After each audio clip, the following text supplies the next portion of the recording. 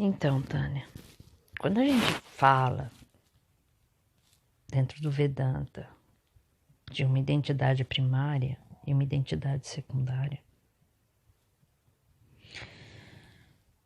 a identidade primária seria fundamentalmente que nós somos, em essência, aquilo que não muda, aquilo que não morre, aquilo que é eterno. É essa presença, consciência. Quando a gente fala da identidade secundária, aí sim, nós estamos falando do Jiva, nós estamos falando da Tânia.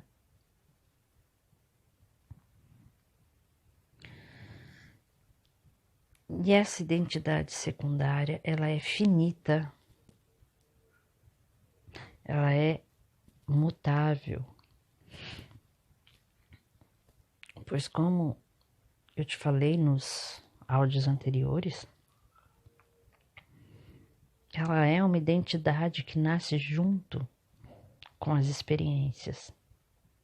As experiências às quais esse corpo-mente passam modificam essa identidade, este eu que você chama de Tânia. Mas como você bem colocou aí, ainda assim persiste, né? Apesar de se dar conta disso, persiste um senso de eu. Você nota que existe alguma coisa que não está condicionada, né? Usando aí suas palavras,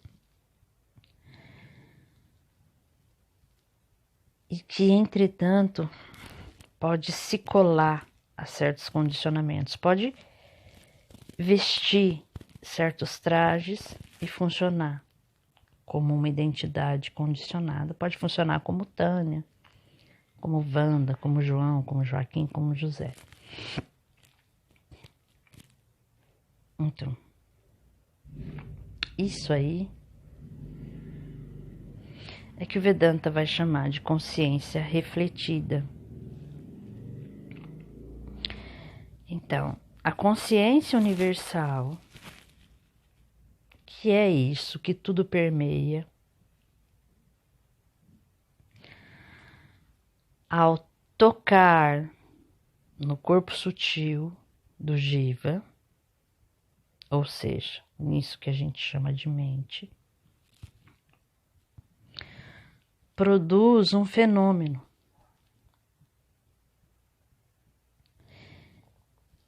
Este fenômeno é exatamente isso que você está apontando na sua fala. Este fenômeno é o senso de ser, de existir. Eu sou, eu existo, eu sei que eu existo e eu estou consciente da minha existência.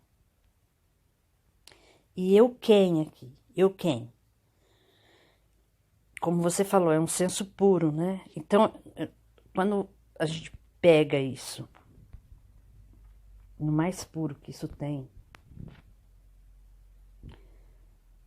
você sabe que você não está falando da Tânia com seus condicionamentos, suas emoções, suas preferências e aversões. A gente está falando de algo anterior a essa formação de personalidade. Esse eu sou, eu existo, me remete a uma consciência que sabe-se existente. E esse fenômeno só vai acontecer no Jiva, ou seja, nos humanos, nos corpos humanos. Porque no corpo humano, especificamente dentro, né, no corpo sutil, existe uma função que o Vedanta, lá naquele esqueminha do James, né, aquela figura, vai chamar de intelecto. O intelecto é essa função em nós, jivas, discriminativa. É essa função diferenciadora de objetos. É a função que reconhece a multiplicidade das coisas, tanto grosseiras como sutis. Então você sabe a diferença de uma cadeira para uma mesa, assim como você também sabe a diferença de um pensamento para outro, de uma emoção para outra. Então é no jiva que a consciência pode, por assim dizer, reconhecer-se, ou seja, dizer eu sou consciência.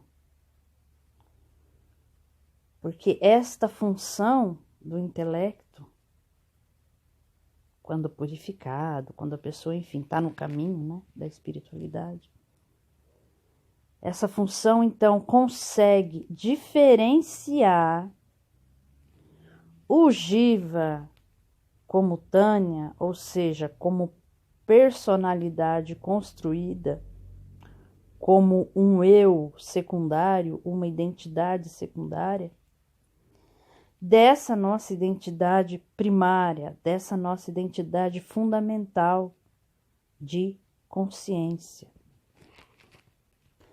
Então, esse reconhecimento, eu sou consciência, se dá no jiva.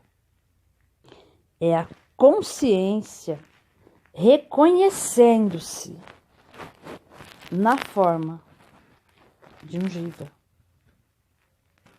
ou através desta forma jiva. Porque lá em sono profundo só tem ela é, certo? Só tem essa presença. Não tem lá esse reconhecimento, eu sou consciência, porque não tem nada além dela mesma. Não tem eu, não tem você, não tem um corpo, uma mente. Só tem consciência. É na manifestação em Mitya, ou seja, no mundo de projeções desta consciência como objetos, que um desses objetos, o jiva, por ter nele um instrumento sutil, que é a mente, instrumento este capaz de refletir, ou seja, capaz de ver em si mesmo, porque um reflexo é isso, né? É uma imagem aparecendo ali tal como ela é. Então o corpo sutil,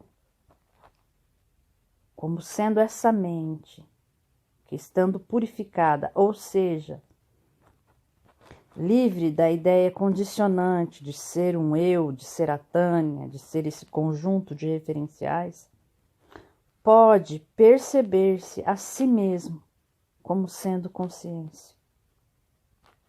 E o que percebe isso, ou o que faz essa discriminação, é o intelecto. E aí, Tânia, é no intelecto que começa toda a confusão, por assim dizer, vamos colocar confusão entre aspas, do jiva se considerar sendo a personalidade, o conjunto de referenciais que esse corpo-mente utiliza para operar no mundo. Porque no jiva acontece também um outro fenômeno, quando tocado pela luz da consciência, que é o fenômeno da atenção. O que é a atenção? Atenção é, por assim dizer, consciência em movimento.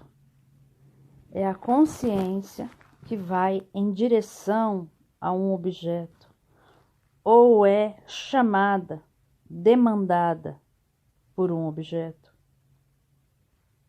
E como todos os nossos órgãos de sentido, né, os órgãos de sentido do corpo, eles são extrovertidos, eles são voltados para fora, né, para sentir e perceber o mundo, é natural que essa atenção se volte para os objetos que circundam o jiva, se volte para os pensamentos, as emoções, e se tome como sendo isso.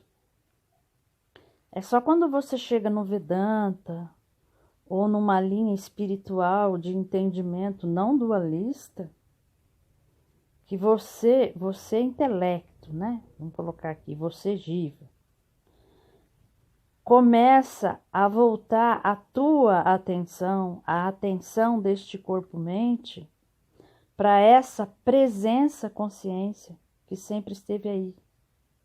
E então pode perceber essa consciência que, por assim dizer, sempre está em repouso, ou seja, diferente dessa consciência em movimento da atenção, dessa consciência em movimento da própria mente, essa consciência presença simplesmente está aí, sempre. Mas somente quando a atenção é voltada para ela, é que ela pode ser percebida pelo jiva, pelo intelecto, que consegue então discriminar a atenção flutuante ou a consciência flutuante, por assim dizer, da mente, desta consciência sempre presente, imóvel e imutável, que permeia o jiva e todos os outros objetos. E você, Tânia, que tem um certo treino em meditação, né? Você começa a perceber que na meditação profunda, o que acontece? Você está completamente inserida, completamente entregue a esta consciência presença. Porque na meditação profunda, assim como no sono profundo, há uma ausência de eu. Há uma ausência da Tânia, né? do eu condicionado, e há uma ausência também da atenção flutuante, da atenção movida, mobilizada em direção aos objetos. Então você consegue perceber plenamente em si mesma aquilo que você realmente é. É a consciência reconhecendo-se como consciência pura, incondicionável, através deste corpo-mente, deste objeto de experiências. E aí, Tânia, você pergunta para quê, né? Para que tudo isso? Eu não sei para quê.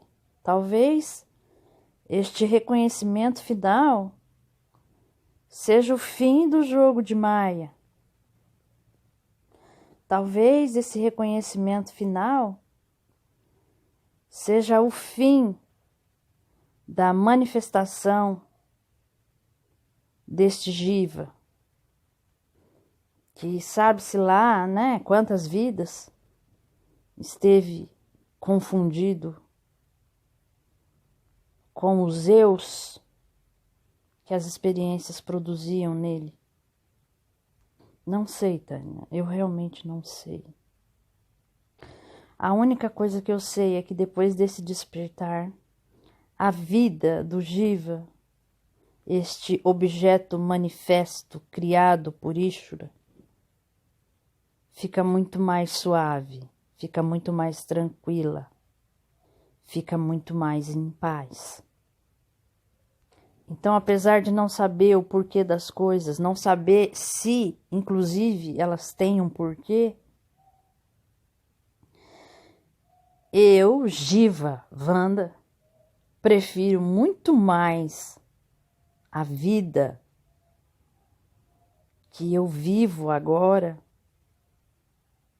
com este entendimento, com este reconhecimento da minha natureza fundamental, do que a vida que eu tinha antes, completamente sansárica, perdida em meio a objetos, capturadas por desejos, escravizada por esses valores sansáricos. Eu prefiro muito mais a minha vida agora. Me sinto assim um pouco como Neo no filme Matrix, né? Quando no final ele descobre que todas as realidades ali são virtuais, são construídas e, portanto, não tem um mundo real para ele ir e viver. E então ele volta para a Matrix, mas não mais para viver alienado, escravizado pelo sistema, como os outros que lá estão. Eu não sei muito bem de quem é essa frase, mas o Neo volta para viver no mundo, né? E aí ele está no mundo, mas o mundo não está mais nele. Eu não sei de quem é essa frase, se é do Nisargadatta, do Ramana, mas eu acho que é mais ou menos isso. Eu entendo que essa é a maior liberdade que o Jiva pode experimentar. Porque não existe uma liberdade 100%, ok? Esse corpo físico, ele tem necessidades, né? Ele precisa ser alimentado e cuidado. Corpo mental também tem as suas necessidades, né? A gente precisa estar em paz.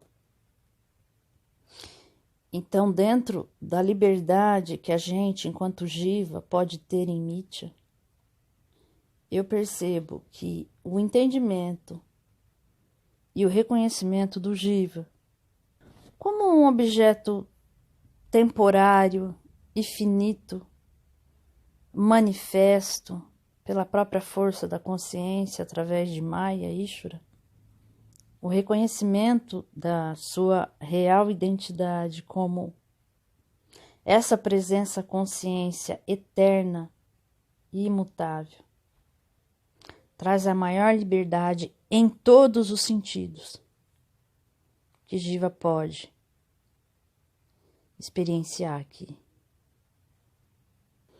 Que é a liberdade de viver e passar pelas experiências daqui, deste mundo, sabendo o que ele realmente é, sabendo-se quem ou o que se é realmente. Ou seja, você vive as experiências, mas as experiências não mais definem você, não mais te moldam, não mais te aprisionam, não mais acobertam ou velam a sua identidade real, o seu ser fundamental.